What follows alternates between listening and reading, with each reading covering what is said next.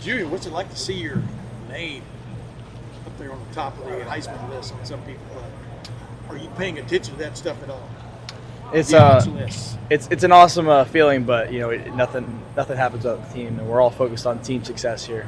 We have a lot of great players, and guys are up for awards, or they're on watch lists, but we're all focused on team success and how can we get better each and every week and keep developing, because it's all about where we want to be in December and January. What is that sense of responsibility, I don't know for want of another word, that you feel right now? Not just what I just asked you about, but being the quarterback for the number one team in the country. You know what I mean? And now in the college football playoff rankings, y'all are number one. What's that sense of responsibility you feel? Yeah, when you're at Ohio State, you got to bring your A game every day. In practice, you can't have a bad day at Ohio State, is what Coach Day always says. So you have to be on your game at all times, and everyone has to do their job. So every position knows that, and we're focused on that each and every week. Julian, I know you're not going to brag about yourself. That's just not how you guys do it. So maybe you'll brag about the other guy who might be competing with you for some awards. What makes Jeremiah Smith so special that he should be considered for some of these awards? Yeah, I think a lot of things. His work ethic is unmatched. He's able to, his skill set is very good, but the way he works in practice and the way he fine tunes his craft is very special. So I think the ability for him to go make some great catches, but then also he'll go and dig out a safety and go make some great blocks, and he practices that. It shows up on a Tuesday and Wednesday, and then you see it on Saturdays.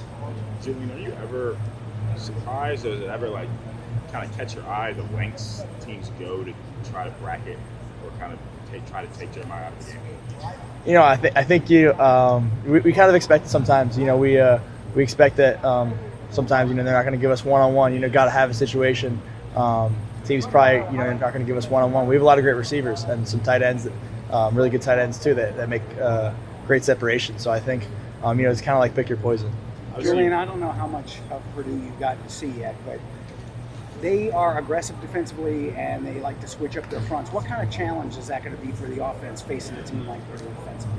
Yeah, they're very good defense. They're well coached and they play hard and they're physical. So it's going to be a good challenge for us. We're going to have to be very sharp in our identification and be very sharp above the ears and kind of figure out what's going on. Julian, your connection with Carnell, it's like 90-something% of the targets are completions. What is it about your chemistry that's allowed that to happen? Yeah, I think just the reps we've had in practice and over the summer.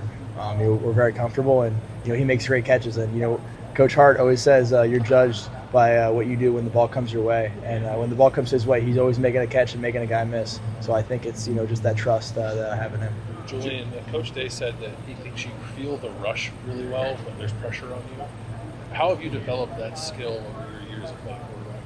Yeah, I think it's just getting more comfortable being in the pocket and being able to keep your eyes downfield and feel what's going on in front of you. And it definitely takes reps. And it's something we focus on in the off season.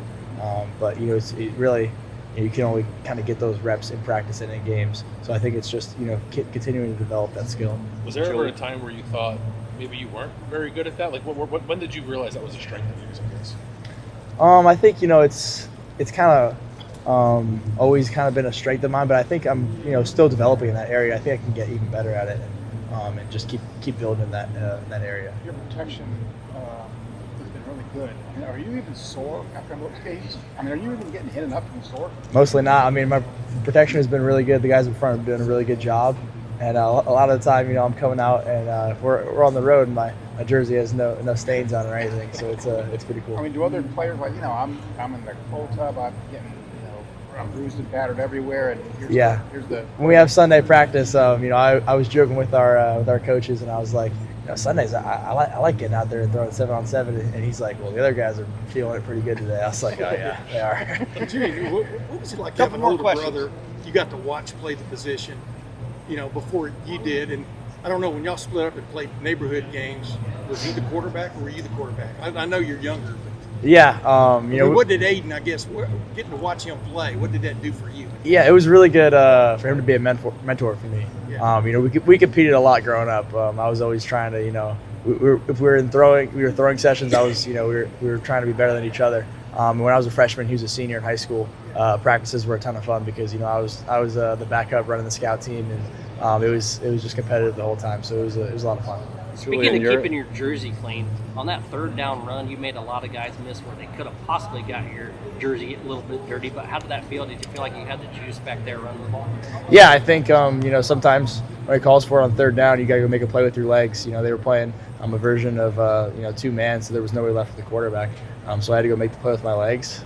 Got to keep two hands on the ball. So focus on that now and improving that this week. Coach Day was talking about Last question, a video this summer of you in California. It was like a throw you made across the field or across your body, I should say. What's it been like having him kind of coach you through this, whether it be when you came in last year or now, like as a starter? What's it kind of been like getting random texts from him that are just like, hey, don't forget this, don't forget that? Yeah, it's awesome.